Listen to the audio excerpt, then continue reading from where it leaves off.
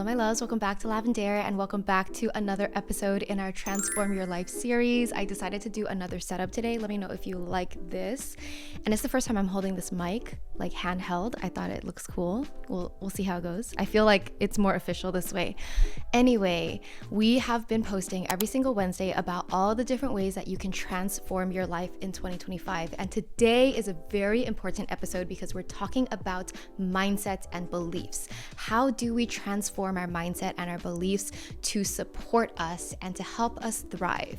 Because so much of our reality, so much of our life is filtered by our mindset. It's influenced by our beliefs.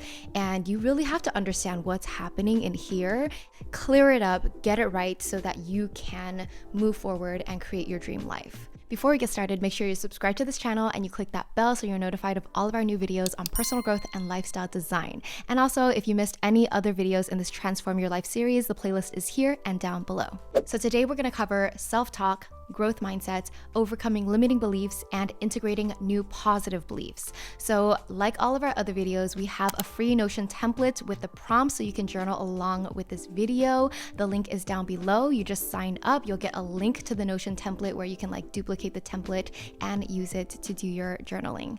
So let's get into the first section, self-talk.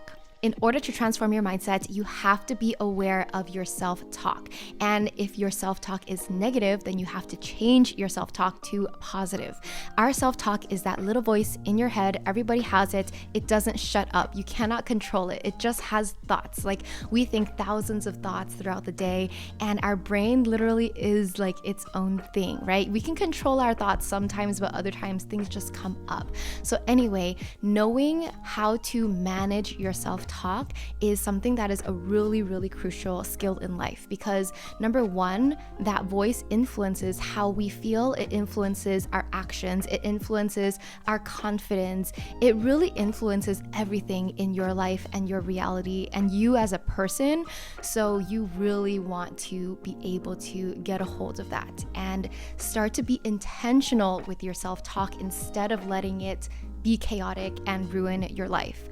So the first step to becoming aware of your self-talk is simply pay attention. And when I say pay attention, it's being mindful. That's what people talk about. Well, it's one part of why people talk about mindfulness. So you have to start paying attention to what exactly this voice is saying throughout the day. Start taking notes, start writing things down. When you notice a thought come up, whether it's positive or negative, be like, that's interesting. Let me note that down. Do this for a week, and then you'll start to have evidence of what your actual thoughts and what your self-talk looks like. And oftentimes that awareness is enough to be I like this and I don't like this. It's not healthy for me to be so critical of myself in this way. So awareness really is the first step. Pay attention. What is happening over here? Once you are aware of your self-talk, then you can begin to change it. Then you can start to make a new choice. I'm going to choose not to speak to myself in that way. I'm going to choose to speak to myself with love and positivity, kindness, and support. This is why positive affirmations are so huge. I love doing them. I know for some people it feels fake at first, but to me, your brain really is a muscle where you have to train it. And I guess start small, right? Start with a phrase that you do believe in, right? I am a good person. I am kind. Even I can be nicer to myself, right? Something that's realistic and something that you're not going to reject completely. Start with those types of statements and then write it down. Literally, after you have your list of self-talk that's negative and you're aware of it, then you just flip it. What's the positive version of it? And start to say that to yourself. Start to repeat that to yourself in the mirror, or listen to an audio of affirmations, or journal it down. Have a time where you just journal positive things that you say to yourself, things that you wish your self-talk sounded like. Why don't you just sit down and try? Let me just journal and say nice things to me. Like, let's see what happens. The more you do this, the more comfortable and second nature it's going to become, and the more that voice is going to become your real voice. Your brain is like a muscle. Like I said, it's not something that you can shock right away and change right away, but through baby steps, through small actions that eventually like help your brain grow, help you build those new neural pathways. Eventually, you can change your brain, you can change your self-talk and your mind. So the prompt that I have for you on Notion is to recognize the negative self-talk that you say to yourself, and then find the positive version, like the positive affirmation that you're going to start speaking to yourself. So after you do that exercise, I just want you to comment down below, what is the one most important positive affirmation that you are going to speak to yourself this week? Like, what is that one phrase you're going to repeat to ingrain into your brain? All right, step 2 is to adopt a growth mindset. So for those of you who have seen my videos on growth mindset before, you already know this, but it's one of those like very important foundational concepts that everyone should know, that there is such a thing called growth mindset and there's such a thing called a fixed mindset. And what we want to do is embody a growth mindset. So what is a growth mindset? Basically, a growth mindset is having a mindset that you believe you can grow and change. And there's no limits to how you can grow and change. A fixed mindset, on the other hand, is believing that some things about you are fixed and you cannot change them, right? It's like when people say, oh, I'm not good at sports, or I have no talent for music, I have no creativity, I'm not a creative person, I just can't do that, right? When you have a fixed mindset, you're automatically like closing the door on opportunity. You're closing the door on just like a possibility. And why would you ever have a mindset that limits you, right? Like, if you can adopt a mindset where anything is possible, even though I might not be the best at this, I can still grow, I can still change, I can still make some progress, even if it's a little bit, right? So having a growth mindset is so much more powerful than a fixed mindset, because it means that everything about you can change. And when you believe something is possible, then it can come true. Like, that's literally the first step to changing your life, is to believe it is possible, to believe you can change. So if you're trying to transform your life, transform your mindset, you have to make sure that you adopt the growth mindset. So the exercise here is to try to recognize the things that you might be telling yourself that might be rooted in a fixed mindset. So like, really ask yourself, do I truly believe that I can change my life? Do I truly believe I have everything it takes to transform and become the person that I want to be, to create the life that I want to live? Do I believe it? Or is there a part of me that doubts it? Is there a part of me that is fearful, that doubts myself, that believes it's not possible? So really investigate that. Investigate where you have a fixed mindset or a mindset rooted in fear, anything that could be blocking you from truly believing that it's possible. So after you identify where you might have a fixed mindset, it's also really helpful to just know these phrases that help you embody a more growth mindset. So you know how like when you're approaching something new in life, or someone's trying to teach you something, or maybe you encounter, I don't know, a life experience, a lot of times people are like, oh, I already know this, or I already learned this lesson. And so when you have that mindset of, I already know this, I don't need to hear it, there's nothing new for me here, you're closing yourself. Again, you're closing the door. So instead of, I already know this, start to come to life with a mindset of, what can I learn from this?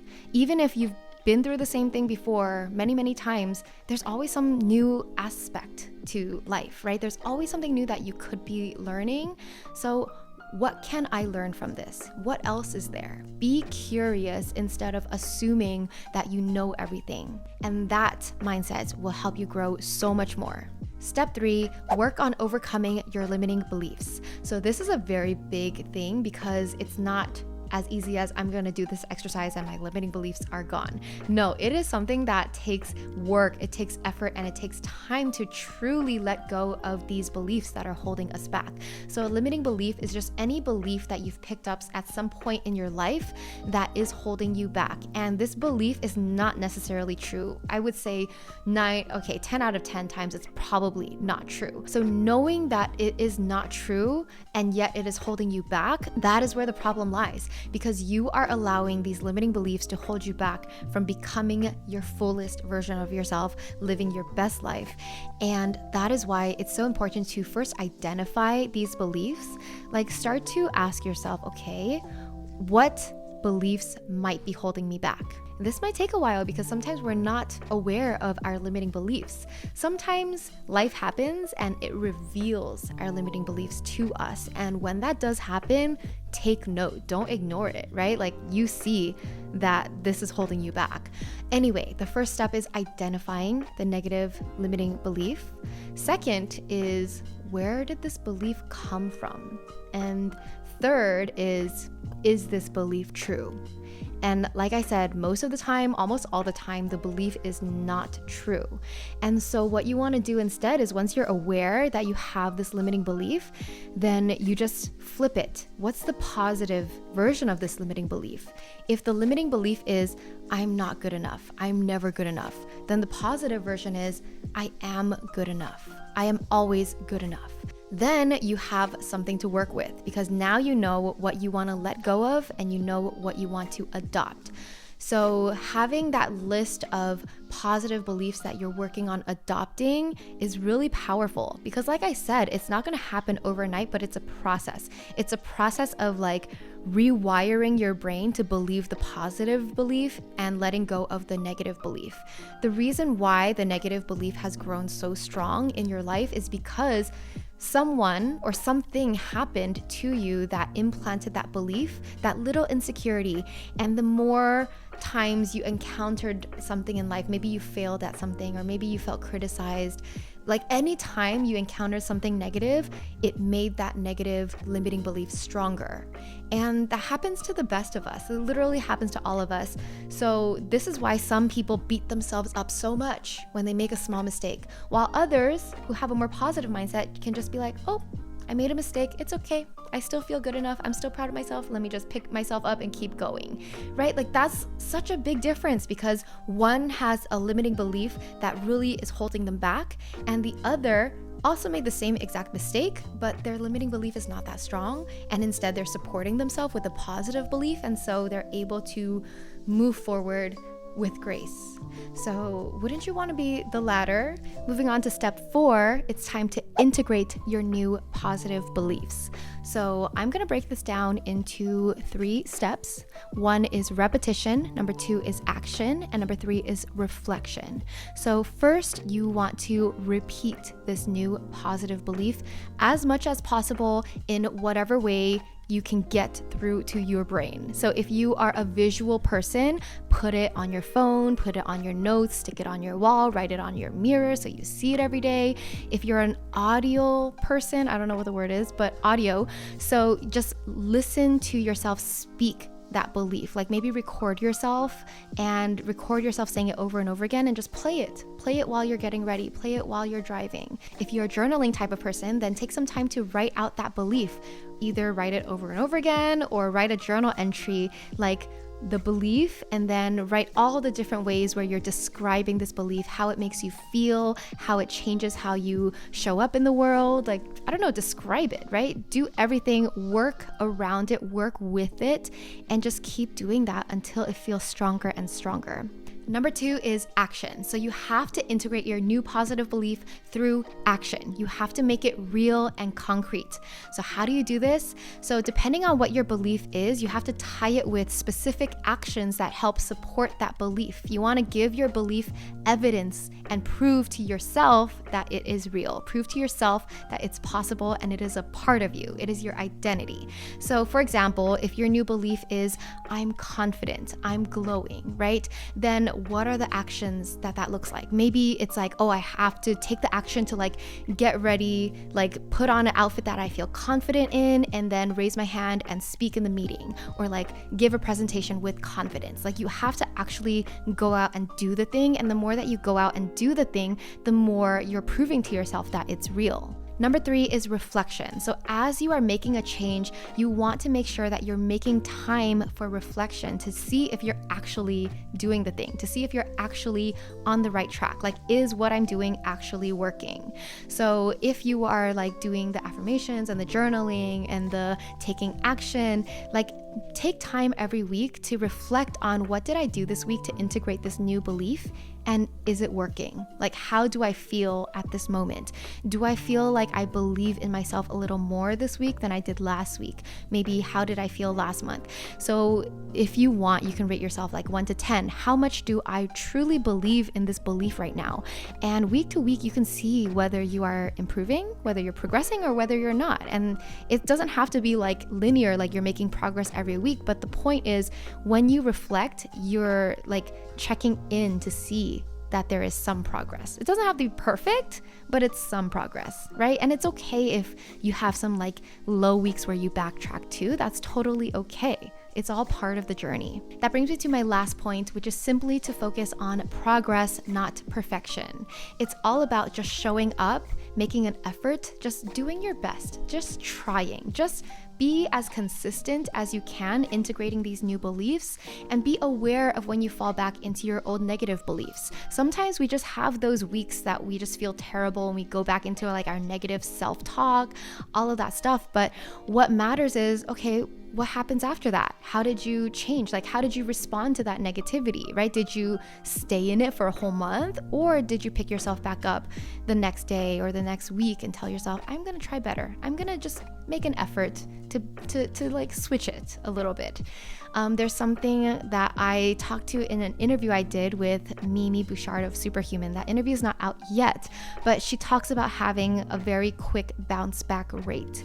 And that simply means like, how fast can you bounce back? Because we all fall down, we all make mistakes. It happens to literally every single one of us. But what like makes us different from each other is how quickly we pick ourselves back up. So is your bounce back rate a day? Do you have to give yourself like a whole night to just like veg out on the couch?